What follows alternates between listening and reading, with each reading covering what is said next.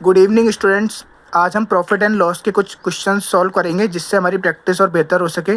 तो मेरे साथ आप भी सॉल्व करिए, मैं आपको अच्छी अच्छी ट्रिक्स बताऊंगा जिससे अपन इसको सॉल्व कर सकते हैं। देखो, एक वस्तु को 576 रुपीज़ में बेचा गया जबकि इसका लागत मूल्य 600 था। मतलब मैंने चीज़ को 600 रुपये में तो ख़रीदा और 576 रुपये में बेच दिया, तो इसका मतलब तो मुझे हानि हुई। तो वो ये पूछ रहा है कि हानि कितने की हुई। तो देखो, 600 रुपये में ख़रीदा तो मतलब 600 रुपये तो जीत दिया। 576 की मुझे हानि हुई, तो डिफरेंस कितने का आया? 24 का। तो हमेशा डिफरेंस को ऊपर लिखा जाता है, चाहे वो लाभ होगा तब भी डिफरेंस ऊपर आएगा, हानि होगी तब भी डिफरेंस ऊपर आएगा।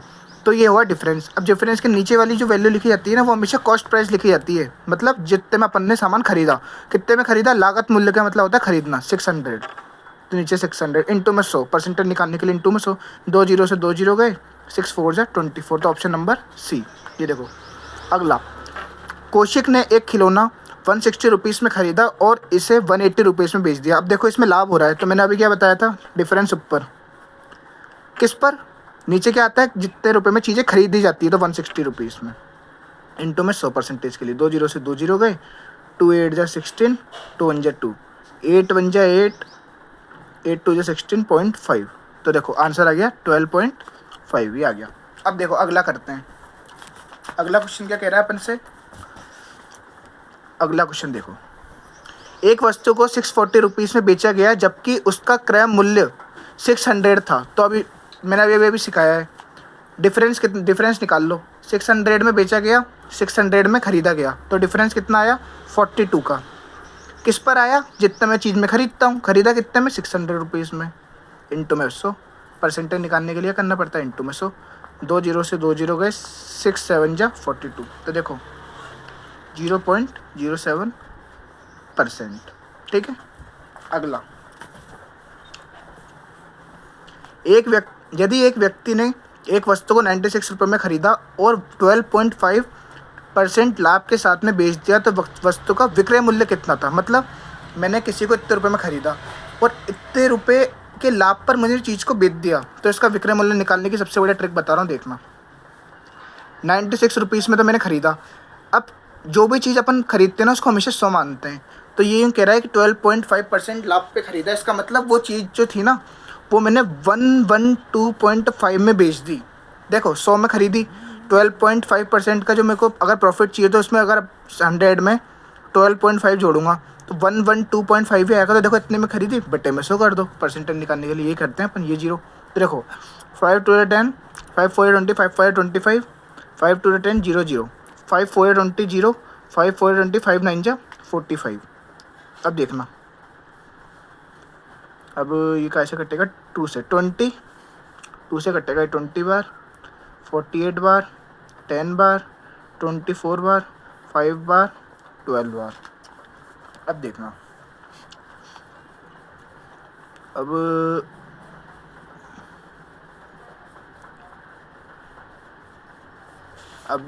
5 12 और 49।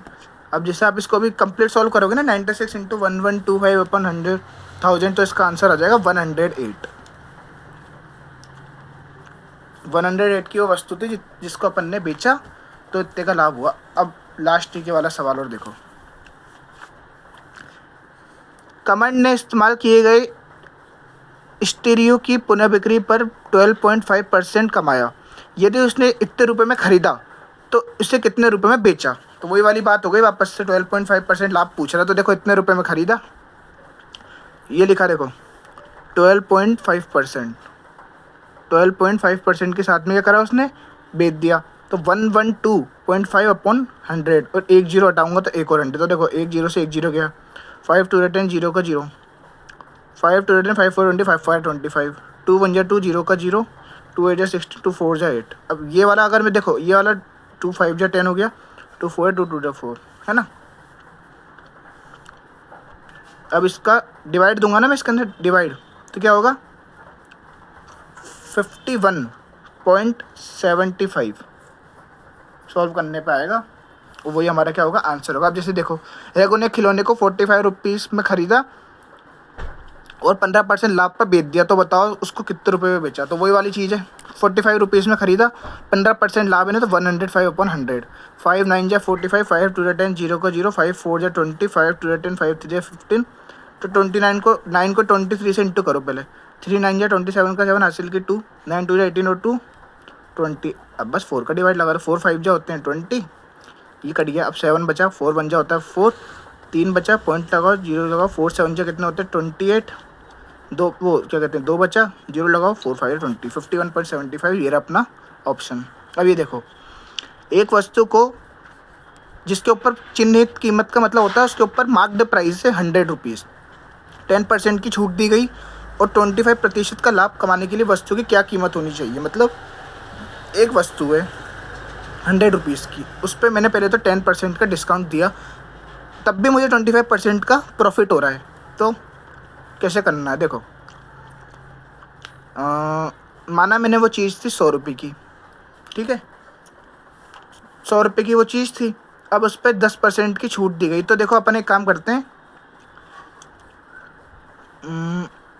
पहले तो 10% की छूट दूंगा, मतलब 10% का डिस्काउंट दूंगा, तो 90% में वो बेचूंगा उसको मैं, 2 0 से 2 0 गए 90%, 10% का डिस्काउंट देने के बाद में 90% की वो चीज़ अपने पास बच गई।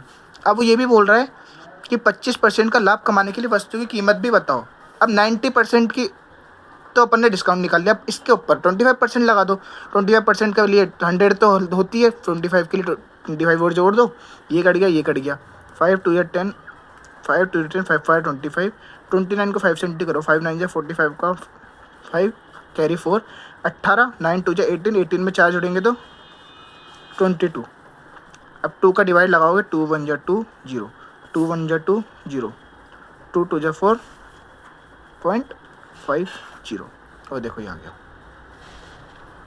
अब लास्ट सवाल है, इसका आंसर भी हम निकाल लेते हैं। चलो ये देखो एक बार इसको ढंग से देखो, यदि किसी वस्तु के विक्रय मूल्य क्रय मूल्य का अनुपात 15:8 है तो प्रतिशत लाभ बताइए। बहुत इजी क्वेश्चन है। देखो अनुपात का, विक्रय और क्रय मूल्य का अनुपात कितना दे रखा है 15:8, देखो 15 और 8 दे रखा है विक्रय, विक्रय मतलब सेलिंग प्राइस, क्रय मूल्य मतलब कॉस्ट प्राइस, जो जितना मैंने खरीदा। अब देखना, आपको अभी अभी सिखाया था, दोनों का डिफरेंस जो होता है वो तो आता है ऊपर, नीचे आता है हमेशा जो चीज़ जितने में मैं चीज़ खरीद रहा हूँ इनटू में 100। तो देखो डिफरेंस कितना है, 15 में से 8 गए तो 9 10 11 12 13 14 15, 7 का डिफरेंस, ठीक है, 7 का डिफरेंस आ गया, तो 7 ऊपर किस पे आया, जितने में खरीद रहा हूँ 8 में खरीदी इंटू में 100, 2 4 जा 8, 2 5 10 0, 2 2 जा 4, 2 2 जा 4, 2 5 10, 25 को 7 से इंटू करो, 5 7 35 का 5 हासिल की 3 175।